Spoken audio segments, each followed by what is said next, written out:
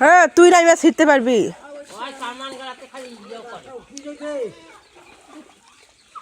এখানে ঠুটা বানিয়ে দিল গাছটা।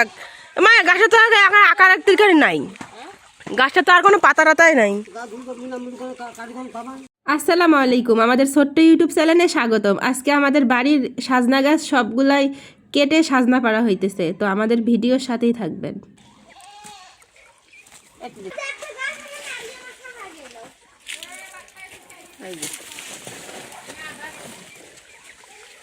এই বাগানে ছোট্ট একটা বাগান, তো সাজনা গাছ আমার মা শখ করে লাগাইছিল। সাজনা গাছ 4টা গাছ, তো 4টা গাছের মধ্যে এত পরিমাণ সজনা হয়েছে। তো পুকুরের ধারে তো সজনা গাছের ডাল কেটে দেওয়া হয়েছে, আর সব সজনা দেখেন কিভাবে পানির মধ্যে পড়ছে।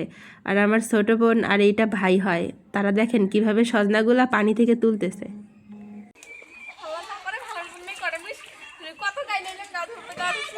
ওরে বাবা, ডিগির নাম্বার খুব ইচ্ছা তোর, ডিগির নাম্বার খুব ইচ্ছে। এই যে জুই সজনা,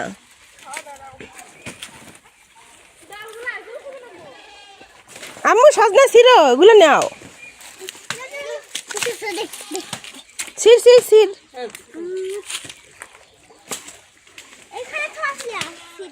রাফিয়া ছিড়তেছে সজনা। সজনার গাছ এখানে খুবই মটকা। হ্যাঁ, একটা কোপ দিতেই নাই পড়ে গেছে।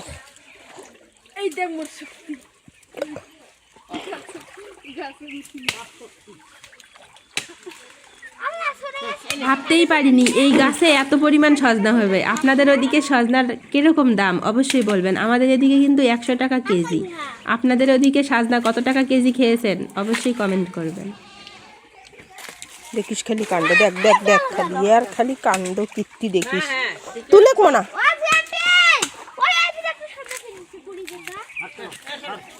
মা, সজনার নরম পাতা গিলে ভাজি করিম, নরম পাতা গিলে শাক শাক ভাজি, সজনা শাক ভাজি খাইছিলু কোনো দিন? এবার খাইস, আইস খাইস।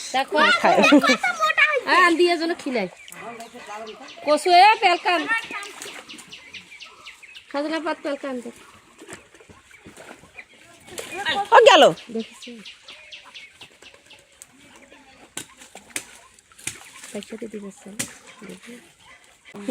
আরো অনেক কাটি দিন লাগলে ঠেকটা আরো বড় হইবে, ঠেকরাইবে।